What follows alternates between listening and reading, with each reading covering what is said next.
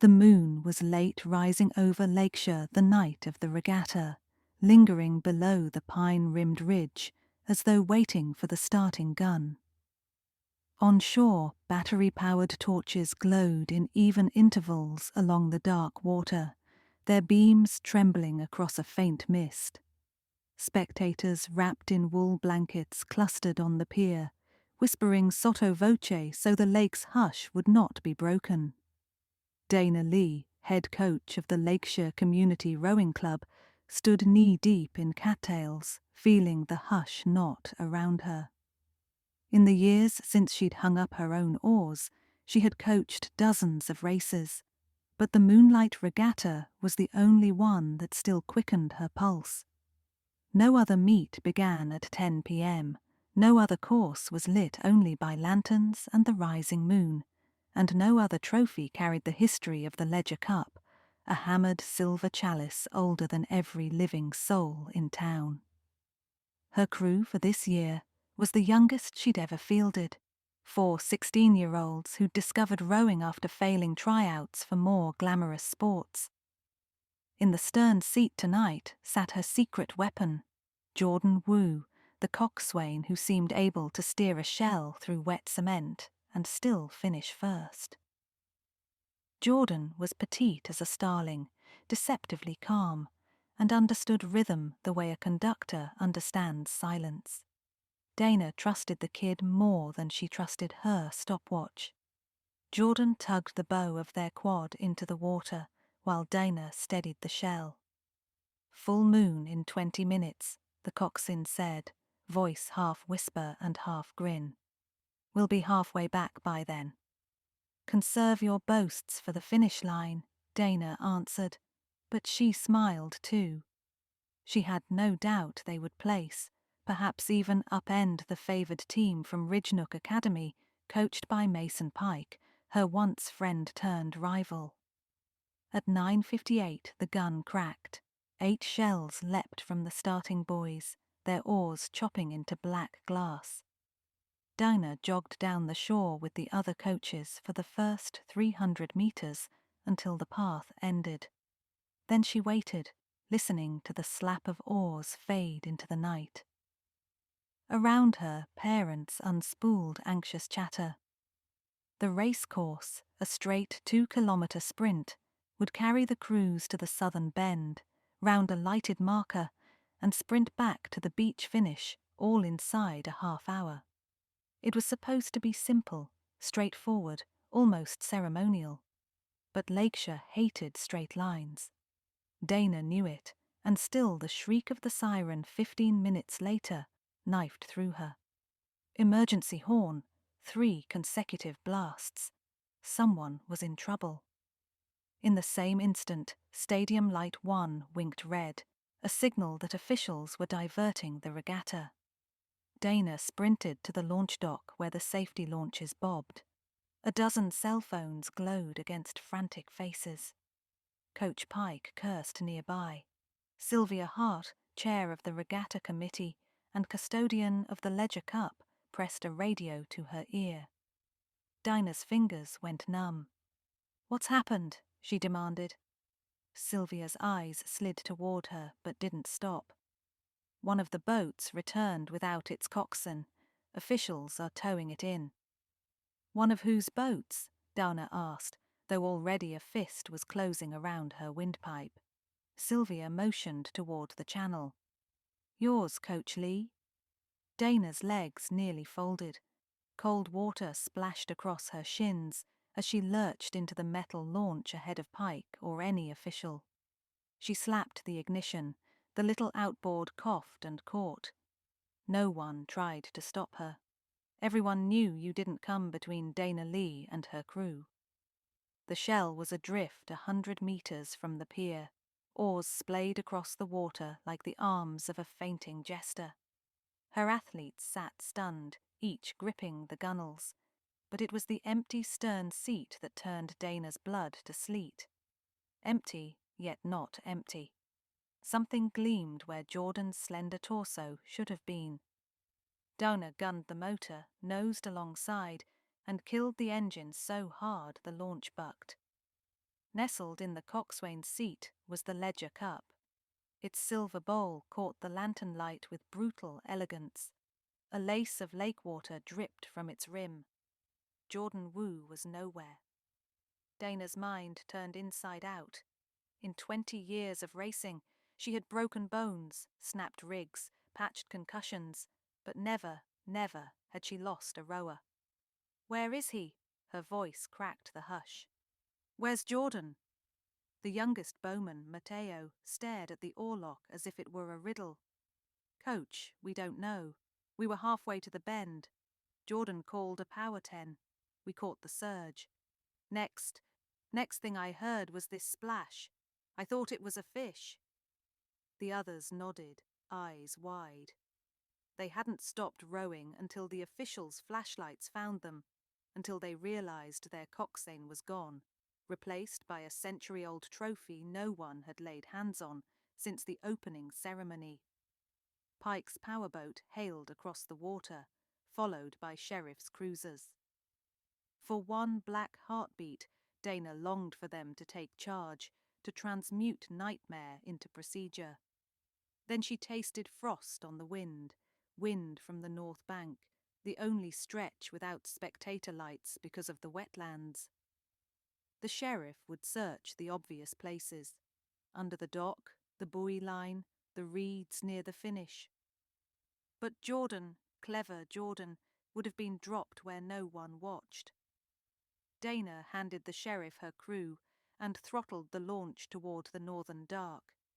Every instinct she'd ever trusted screamed, "Someone staged this." Whoever swapped the trophy for Jordan planned every minute, and that meant Jordan might still be alive, if Dana moved faster than the moon climbed. Sylvia Hart stood under a sodium lamp on the pier, trying to answer 3 radios at once when Dana returned an hour later. 11 search boats now crisscrossed the lake. Flashlights jittered over reeds, and the last sliver of moon slipped above the ridge like a guilty eye. "Any sign?" Sylvia asked. In her hand, the yank of static sounded like teeth chattering. "Nothing," Dana said, then lowered her voice. "Where was the ledger cup before it ended up in my shell?" Sylvia straightened. "Locked in the boathouse, as always. It's protocol." "Keys?" "My set stays on me." She patted her blazer pocket. The other 2 belonged to Regatta security and the timekeeper's judge. Her shoulders pinched, as if the air had turned too tight. "Dana, you're not implying—" "I'm implying that whoever took Jordan knew how to steal your cup inside a facility swarming with volunteers." Dana's eyes dropped to Sylvia's shoes, pale soles dusted with red clay, a colour that existed only on the north bank's eroding bluff. Dana filed the image, forced calm. "I'm going back out." Pike intercepted her. "Lee, the sheriff's boys want a statement." "They can have it when I'm finished searching." Pike scowled. "I know you're terrified, but barging around will muddy the investigation." That was rich, coming from the man who once hid her best oars 2 hours before a collegiate semi-final. "Muddying and meddling are your fortes," she snapped, then bit off further words. Emotion wasted time. Before she could push past him, she caught a glint behind Pike, an official polishing the recovered ledger cup with nervous intensity. On the inner rim, droplets still clung. Dana crossed and touched one bead. Not pure water, but slick with oil. Boat oil. Rowing shells did not use engine grease. Launches did. Whoever ferried the cup across the lake had travelled by motor, not paddle. Dana's launch engine was still warm. The north bank waited like a conspirator, silent beneath leaning cedars. Dana nosed the launch into a natural slipway she'd known since childhood, a cradle of reed sailors called Hideaway Slough. No search beams had crossed here yet. She cut the engine, let inertia carry her until cattails kissed the keel. She listened. Frogs. a nighthawk, the ugliest silence between. A shrill note pealed, so faint she wondered if it was imagination. But it came again, metallic and desperate. A whistle. Jordan's whistle, custom-engraved, worldwide shipping delay of 4 months. Dana seized a headlamp and plunged into knee-deep muck, following the sound. 40 steps took her to an abandoned fishing shed. The door yawed with wind, revealing nothing but crates and rot. Yet the whistle trilled again from below. Dana kicked aside warped floorboards. A crawl space gaped, rank with lake seepage. She lowered herself belly first and slithered into the dark. "Jordan," she hissed. "Coach?" The reply was croaked, but alive. Her beam found the coxswain bound to a support beam, tape over wrists and ankles, life vest removed, lips blue with cold. The whistle had been clamped between teeth, resourceful to the last. Dana shucked her jacket and draped it around the trembling shoulders, then sawed at the tape with a boating knife. "Did they hurt you?" "Only my pride," Jordan managed. "I can't feel my toes." "We'll fix that." Dana hauled the kid free, guiding them to daylight. But even as relief lifted her heart, anger kited higher. Someone had wanted Jordan hidden but alive. Why? To stall the race? To send a message? Back at the launch, she wrapped Jordan in a survival blanket and fed them sips of sports drink. The coxswain's hands shook, but the eyes were sharp. "They talked near the shed," Jordan whispered. "Didn't know I was conscious." "How many?" "2, a man and a woman. They argued about exposure. He said the stunt was harmless. She said accidents happen on water." Jordan swallowed. "Coach," she called him Pike. Dana's breath crystallized. The rival coach mixed up with an unidentified woman, possibly Sylvia, given the clay on her soles. Motive? Sabotage. The Ledger Cup, though important, was secondary. Removing Jordan neutralized Lakeshire's entry, all but handing the Regatta to Ridgenook. Except the Regatta had been abandoned. Why risk kidnapping if every heat got cancelled? Unless the culprits expected the prank to be solved quickly, their prowess proven, and the race resumed with Lakeshire rattled. Then Pike's crew would dominate, or unless the prize itself mattered more than the race. Dana eyed the trophy nestled aft. The committee had let her borrow it for observation. She'd wanted it along in case fingerprints or fibre linked it back to the culprit. Now it seemed more like bait. "Jordan," Dana murmured, "how would you feel about another row tonight?" The coxswain's smile was wan but fierce. "My call cadence might be wobbly. You just have to sit tight and blow that whistle." Spectator campfires were dying when Dana motored into the main harbour. Before anyone spotted them, she cut the engine and glided to the boathouse's shadow. Inside, fluorescent lights glared on polished skulls, but the volunteer guard had abandoned post, likely co-opted to join the shoreline search. Perfect. Dana guided Jordan to a bench and donned a volunteer's windbreaker left behind. Then she removed the Ledger Cup from her launch and set it on the boathouse counter, exactly where it would have sat originally. She positioned herself behind an 8-person shell on a rack, head just high enough to see the entry door. Then she waited, heart hammering in perfect time with the sweep of the second-hand clock. 10 minutes. 15. At 23 minutes, a silhouette glided through the doorway.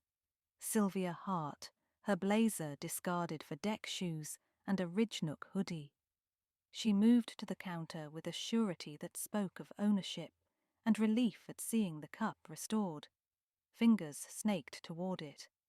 "Silver doesn't tarnish that quickly," Dana said. Sylvia whirled. For one fraction of a second, her guilt put on a mask of outrage. "Dana, you scared me senseless. What in God's name are you doing sneaking around? Waiting to see who'd come to retrieve stolen property. Dinah stepped into the overhead light. Nice sweatshirt. Pike give it to you? Sylvia's shoulders drooped, honesty wrenched from her by exhaustion. He's a pompous ass. I was never in league with him. Clay on your souls, Sylvia. Grease on the cup. You were on the north bank helping move it. Why? The committee chair folded her arms, hugging herself. The Ledger Cup isn't insured, Dana. The Regatta board approved coverage years ago, but the premium kept rising. If the trophy ever vanished, we'd be on the hook for 60 grand. I found a sponsor willing to donate a replica, a perfect twin. To get the board's blessing, I needed proof the original was at real risk. So I arranged a theft, intending to swap in the replica later and demonstrate how easily security could be breached. Using Pike as fall guy? Dana asked.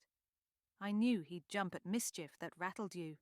A quick prank, the kid gets wet, no one harmed, except he bungled the timing. The replica trophy wasn't delivered, shipping delay, so he used the real cup. Jordan fought back.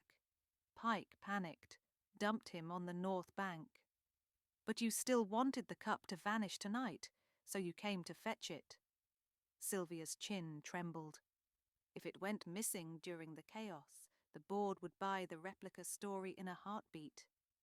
Dana's mouth tasted of lake water and despair. She could understand fear, but cavalier endangerment was another gene.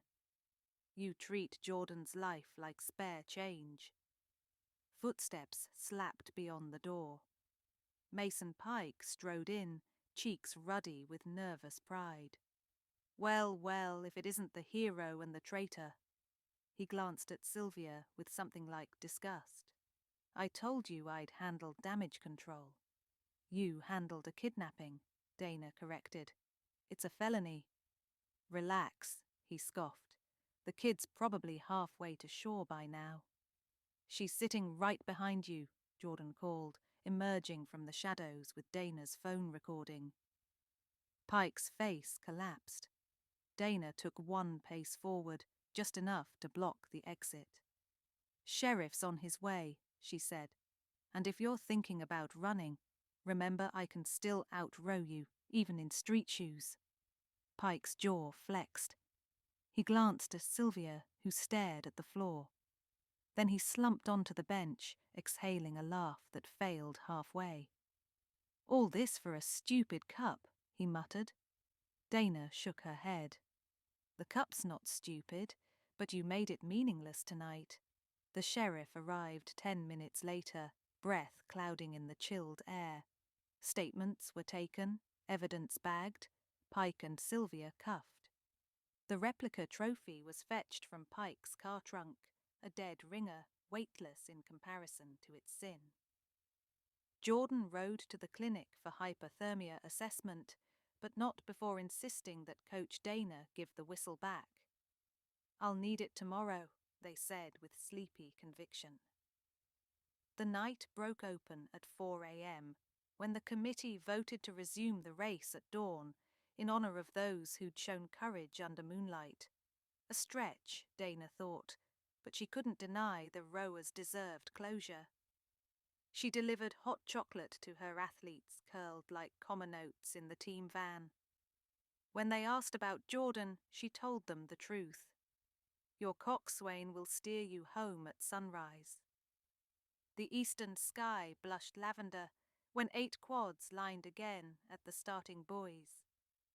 Media vans cluttered the shore now, drawn by the gossip of kidnapping, but Dana tuned them out.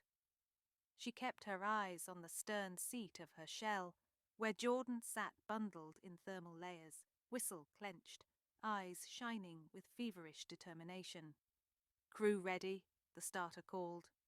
Ready, Jordan answered, voice stronger than anyone expected. Attention! The gun fired. Oars bit water. Dana jogged the shore, lungs burning with gratitude. At the 500-meter mark, Lakeshire trailed Ridgenook by half a length. Jordan's commands cut across dawn. "Legs! Swing! We're taking 10 to move past these dilettantes. Now!" The shell bucked, surged, bow rose, sliced. By the turn they were level. By the final 200 they were ahead. When the bow ball kissed the finish buoy first, the shoreline erupted like sunrise itself. Dana reached the dock as her crew shouldered the shell overhead. Jordan hopped out last, shivering but triumphant. Dana caught them in a hug too tight for decorum. "You good?" "Could use a blanket," Jordan admitted, "and a permanent raise." "It's a volunteer team," Dana reminded, laughing through tears. "But I'll throw in lifetime hot cocoa." The committee approached with the ledger cup, cleaned, polished, real again. The sheriff kept watch nearby, as if trophies might still sprout legs. Dana let her rowers hoist the chalice, Moonlight replaced by newborn sun. The silver winked pure and uncomplicated, reflecting the faces of a crew that had rowed through fear toward clarity. As they posed for photographs, Dana stepped to the water's edge. The lake was calm now, a mirror rinsed of night. She dipped her fingers in, whispered a pledge to keep faith with its mysteries, and with the people who trusted her to navigate them. Behind her, Jordan's whistle shrilled a victory trill, bright as the new day.